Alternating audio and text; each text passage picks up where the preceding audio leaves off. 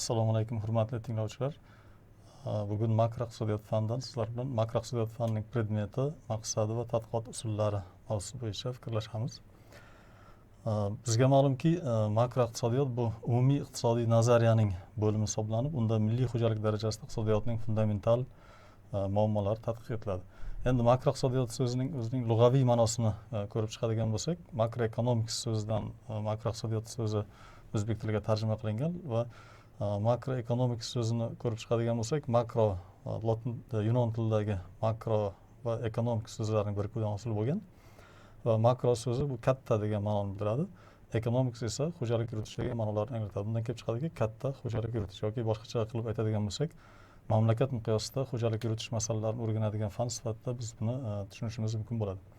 Endi makroiqtisodiyot fanining ma'nosini bir ko'rib chiqadigan bo'lsak, yuqorida ham ta'kidlab o'tildi.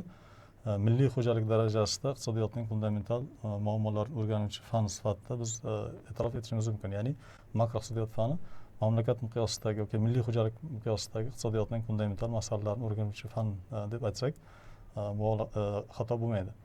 Mamlakat iqtisodiyoti rivojlanishini yaxlit bir jarayon sifatida turli elementlarning o'zaro bog'liqligi va o'zaro ta'siri xos bo'lgan tizim sifatida yondosh dastlab Fransuva Kene tadqiqotlariga borib taqaladi. Ya'ni makroiqtisodiyot fanining shakllanish tarixiga nazar tashlaydigan bo'lsak, dastlab o'sha mamlakat iqtisodiyotini bir butun yaxlit tizim sifatida qarash o'sha Fransuva Kene tadqiqotlariga, ya'ni aniqroq aytadigan bo'lsak, Kene jadvaliga borib taqaladi. Endi Fransuva Kene Fransiya qiroli Ludovik 15-saroyida shifokor bo'lib ishlagan o'zi asli va 1758-yilda milliy mahsulot ishlab chiqarish jarayoni pul oqimlarining doiraviy aylanish sifatida tasvirlangan Kene jadvalini tuzishda ilk bor makroiqtisodiy tahlil elementlarini qo'llagan. Ya'ni Fransuva Kene tuzgan mana shu Kene jadvalida iqtisodiy masalalarni bir mamlakat miqyosidagi yaxlit tizim sifatida qarash nazarda tutilgan. Mamlakat miqyosidagi pul mablag'larining doiraviy aylanishi to'g'risidagi sxemasida makroiqtisodiy element qo'llanilgan. Va o'sha Kene jadvali to'g'risida qisqagina kelsak, bu yerda Fransuva Kene o'sha o'zining Kene jadvalida butun iqtisodiyotni 3 ta bo'g'indan iborat deb qaraydi. Ya'ni yer egalari, dehqonlar va hunarmandlar elementlaridan tashkil topgan va mana shu 3 ta element o'rtasida pul oqimlarining doiraviy aylanishi to'g'risidagi ma'lumotlar berib o'tilgan. Va bundan keyin o'sha dastlabki iqtisodiyotda mamlakat iqtisodiyotini yaxlit bir tizim sifatida qarash o'sha Fransuva Kenening Kene jadvalida ko'rilganligini biz guvohi bo'ldik. Keyinchalik o'sha makroiqtisodiyot atamasini birinchi bor taniqli norvegiyalik olim, iqtisodchi, matematik, ekonometrikaning asoschilaridan biri bo'lgan Ragnar Frisch o'zining 1933-yildagi maqolasida qo'llagan. Ya'ni o'sha makroeconomics yoki makroiqtisodiyot degan termin dastlab o'sha Ragnar Frischning maqolasida qo'llanilgan. U 1969-yilda Tinbergen bilan birga iqtisodiy jarayonlar tahlilida dinamik modellarni yaratish va qo'llash tadqiqoti uchun iqtisodiyot yo'nalishida ilk Nobel mukofotiga sazovor bo'lgan olim hisoblanadi. Ya'ni bundan kelib chiqadiki, o'sha makroeconomics terminini dastlabki qo'llagan olim Ragnar Frisch ekan. Biroq mazmunan zamonaviy makroiqtisodiy nazariya Cambridge maktabi vakili, taniqli ingliz iqtisodchisi Lord John Maynard Keynesning fundamental mehnatlaridan boshlangan.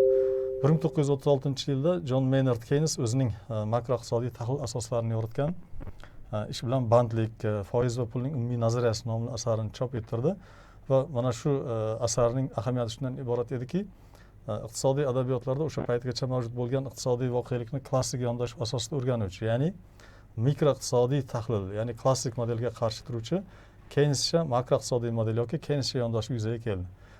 Ya'ni bu yerda aniqroq bir izoh berib o'tadigan bo'lsak, o'sha Keynesgacha bo'lgan davrda iqtisodiyotdagi masalalar o'rganilayotganda asosan mikroiqtisodiy yondashuv bo'lgan, ya'ni iqtisodiy masalalar o'rganilayotganda asosan o'sha firmalar yoki korxonalar darajasidagi masala sifatida qaralib yondashuv orqali masalalarga yechim izlangan bo'lsa, John Maynard Keynes yuqoridagi o'zining asarida shu iqtisodiy masalalarni o'rganishga va uning yechimlarini izlashda makroiqtisodiy modelni taklif qilgan. Shu sababli ham John Maynard Keynes makroiqtisodiyot fanining asosi sifatida tan olinadi. Ya'ni o'sha makroiqtisodiyot fanining o'sha fundamental asoslarini yoki konseptual asoslarini ishlab chiqqan olim sifatida tan olinadi o'sha John Maynard Keynes. Jon Maynard Keynes to'g'risida ham qisqagina ma'lumot berib o'tmoqchimiz. O'sha ingliz iqtisodchisi, davlat arbobi, keyinchalik o'sha Keyneschilik maktabiga asos solgan. Cambridge universitetini 1906-yilda tamomlagan va 1908-yildan to umrining oxirigacha shu universitetda dars bergan va juda ham katta o'sha ilmiy ishlari bilan, o'zining faoliyati bilan o'sha iqtisodiyot fanining, ayniqsa o'sha makro iqtisodiyot fanining rivojlanishiga juda ham katta hissa qo'shganligini ko'rishimiz mumkin. Jon Maynard Keynesdan keyin o'sha Karl Marx o'zining jami ijtimoiy mahsulotni takror ishlab chiqarish sxemasi orqali yoki Leontov esa o'zining tarmoqlar aro balansi bilan makro iqtisodiyot fanining iqtisodiy nazariyaning alohida bo'limi sifatida ajralib chiqishi uchun mustahkam asos yaratishdi. Misol uchun bu yerda aytishimiz mumkin, o'sha Leontovning ilmiy tadqiqotlarida o'sha Amerika iqtisodiyoti misolida o'sha tarmoqlar o'rtasidagi balans ishlab chiqilganligi o'sha iqtisodiy masalalarni yechishda o'sha makro iqtisodiy yondashuvni ko'rishimiz mumkin.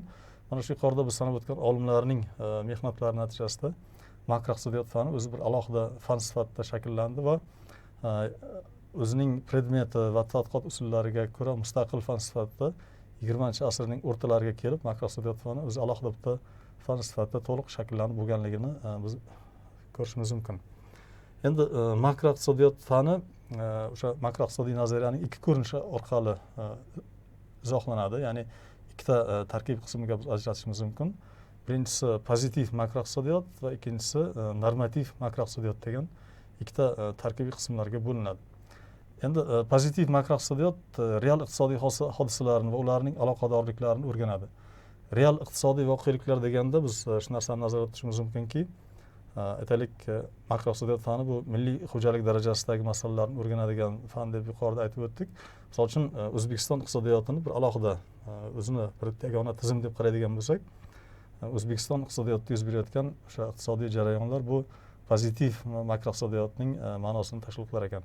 Real iqtisodiy voqeliklar deganda aniq bir konkret misol tariqasida tushuntirishimiz mumkin. Misol uchun O'zbekistonda 2024-yilda yalpi ichki mahsulot hajmi qancha ekanligi yoki yalpi ichki mahsulotning o'sish sur'ati qanchani tashkil qilganligi, inflyatsiya darajasini qanchani tashkil qilganligi, ishsizlik darajasi qanday bo'lganligi, byudjet taqchilligi, tashqi savdo aylanmasi, tashqi savdo balansi, saldosi qanday bo'lganligi, to'lov balansi qanday va hokazo mamlakat iqtisodiyotida yuz berayotgan o'sha real jarayonlar bu normativ makro iqtisodiyotning mazmun mohiyatini tashkil qiladi.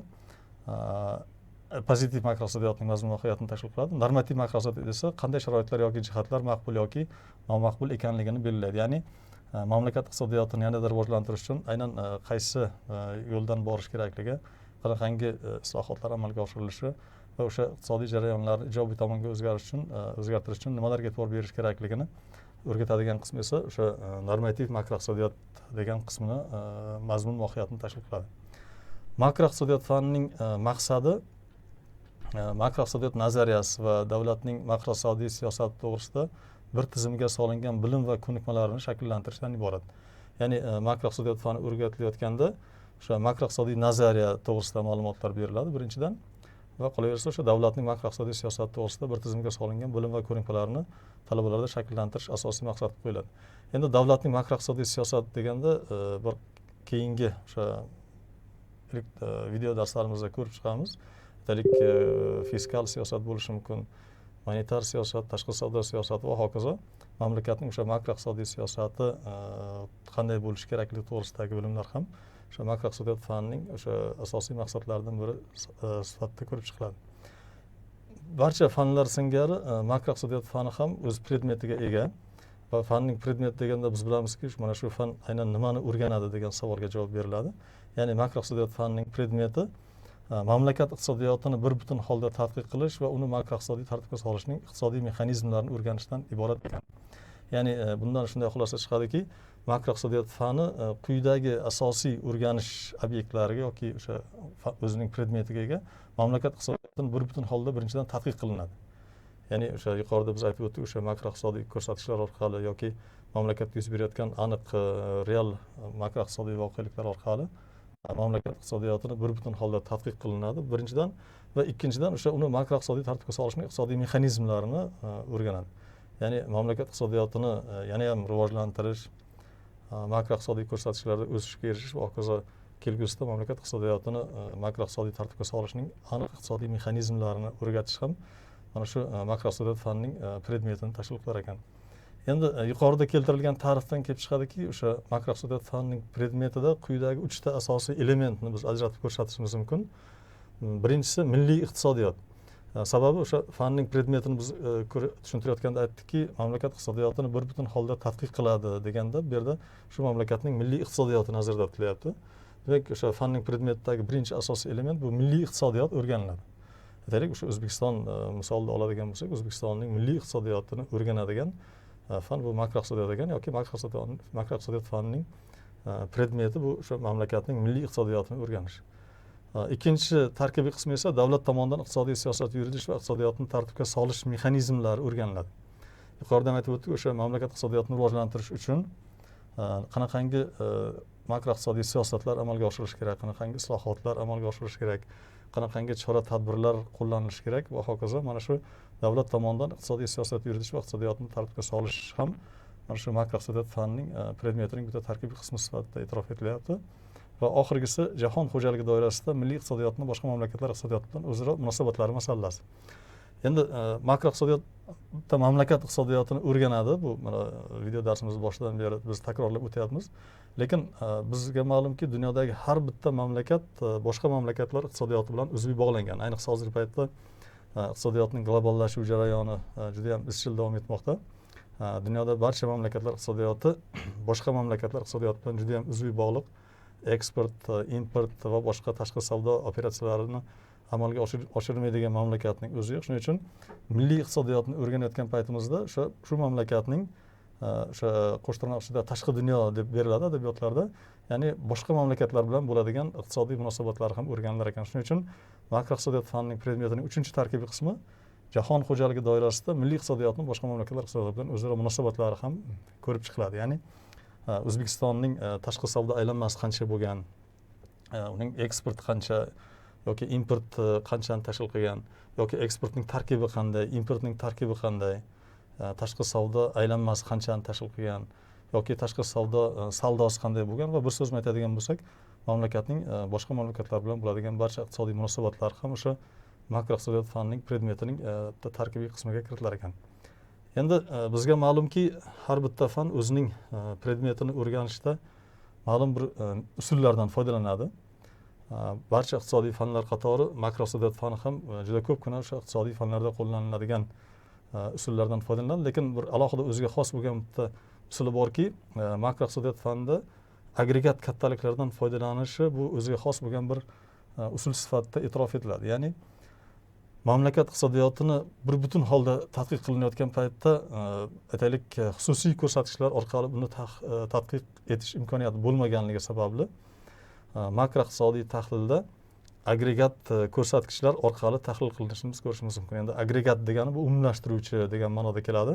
Misol uchun mamlakat iqtisodiyotini umumlashtirgan holda tadqiq qilish imkoniyatini beradigan ko'rsatkichlardan foydalanishimiz mumkin. Misol uchun korxonalar darajasida biz tahlil qilayotgan paytimizda aytaylik o'sha korxonaning o'zining yalpi mahsulotini yoki shu korxonadagi mehnat unumdorlik darajasi yoki o'sha korxonaning rentabellik darajasi yoki fond sig'imi kabi bir qator korxonalar darajasidagi yoki mikro iqtisodiyotda qo'llaniladigan ko'rsatkichlardan foydalanishimiz mumkin. Lekin mamlakat iqtisodiyotini tahlil qilayotgan paytimizda biz bu ko'rsatkichlardan foydalana olmaymiz. Misol uchun mamlakat miqyosida rentabellik darajasi degan tushunchalar mantiqsiz bo'lib qoladi. Shuning uchun makroiqtisodiyot fanida o'ziga xos bo'lgan o'sha agregat ko'rsatkichlardan foydalanishi bu makroiqtisodiyot fanining usullarining bir o'ziga xos bir jihati deb e'tirof etishimiz mumkin. Bir so'z bilan aytadigan bo'lsak, makroiqtisodiyotda o'sha agregat ko'rsatkichlardan foydalaniladi. Ya'ni agregat, ya'ni yuqorida aytib o'tdik, o'sha umumlashtiruvchi deyildi. Agregat ko'rsatkichlar nimalar bo'lishi mumkin? Buning keyingi video darslarimizda ham batafsilroq beriladi, lekin bir nechtasini misol keltiradigan bo'lsak, aytaylik yalpi ichki mahsulot, ya'ni bu mamlakat miqyosidagi jami ishlab chiqarilgan mahsulot va ko'rsatilgan xizmatlarning umumiy qiymatini bildiradi, ya'ni umumlashtirgan holda. Yoki o'sha mamlakat miqyosidagi inflyatsiya darajasi yoki ishsizlik darajasi va aytaylik tashqi savdo aylanmasi kabi shu agregat ko'rsatkichlardan foydalanishi bu makroiqtisodiyot fanining metodining bir o'ziga xos bo'lgan jihati. Bundan tashqari o'sha boshqa iqtisodiy fanlar qatori makroiqtisodiyot fanida ham ko'pgina usullardan foydalanish mumkin. Birinchisi o'sha dialektika usuli yoki ilmiy abstraksiya yoki ilmiy mafhumlashtirish usuli, analiz va sintez usullari, deduksiya, induksiya statistik kuzatuv, iqtisodiy matematik modellashtirish kabi bir qator usullardan foydalaniladi. Endi shularning ichida ayrimlarini ko'rib chiqamiz, izoh berib o'tamiz. Demak, bir o'sha eng ko'p qo'llaniladigan usullardan bittasi o'sha ilmiy abstraksiya usuli juda ham ko'p qo'llaniladi. Ilmiy abstraksiya usulining mohiyati shundan iboratki, o'sha iqtisodiy jarayonlarni, o'sha mamlakat iqtisodiyoti darajasidagi jarayonlarni tahlil qilayotgan paytda ayrim ilmiy mafhumlashtirishlar kuzatiladi. O'sha ilmiy mafhumlashtirish orqali, ilmiy abstraksiya orqali tahlil qilishga harakat qilinadi. Sababi mamlakat miqyosidagi umumlashtiruvchi ko'rsatkichlar bo'lganligi uchun biror bir iqtisodiy jarayonni tahlil qilayotgan paytimizda unga ta'sir ko'rsatuvchi barcha faktorlarni bir vaqtning o'zida umumlashtirgan holda, barcha faktorlarni inobatga olgan holda tahlil qilish imkoniyati mavjud bo'lmaganligi uchun aytaylik, o'zimiz ularning ichidan eng muhim deb hisoblagan faktorlarni ajratib olib, boshqa faktorlarni o'zgarishsiz deb qoldirish yoki e'tibordan chetda qoldirgan holda tahlil qiladigan bo'lsak, bu yerda ilmiy mafhumlashtirish yoki ilmiy abstraksiya usuli qo'llanilgan bo'ladi. Misol uchun aniq bitta konkret misol ko'radigan bo'lsak, mamlakat yalpi ichki mahsulotining o'zgarishiga aytaylik, narx o'zgarishining ta'sirini o'rganayotgan paytimizda boshqa barcha faktorlarni biz o'zgarishsiz deb qoldiramiz. Vaholanki mamlakat yalpi ichki mahsulotining o'zgarishiga juda ko'plab faktorlar ta'sir ko'rsatadi. Biz bu faktorlarning barchasini bir vaqtning o'zida olishimiz imkonsiz bo'lganligi uchun juda ko'pgina holatlarda o'sha ilmiy abstraksiya usulidan foydalanilishi juda ko'p kuzatiladi va boshqa usullar ham makroiqtisodiyot fanining usullari hisoblanadi. Demak, sizlar bilan bugungi video darsimizda makroiqtisodiyot fanining paydo bo'lish tarixi, umuman o'zi makroiqtisodiyot terminining o'zining mohiyati, makroiqtisodiyotning turlari, makroiqtisodiyot fanining predmeti, maqsadi va usullari to'g'risida gaplashdik. E'tiborlaringiz uchun rahmat.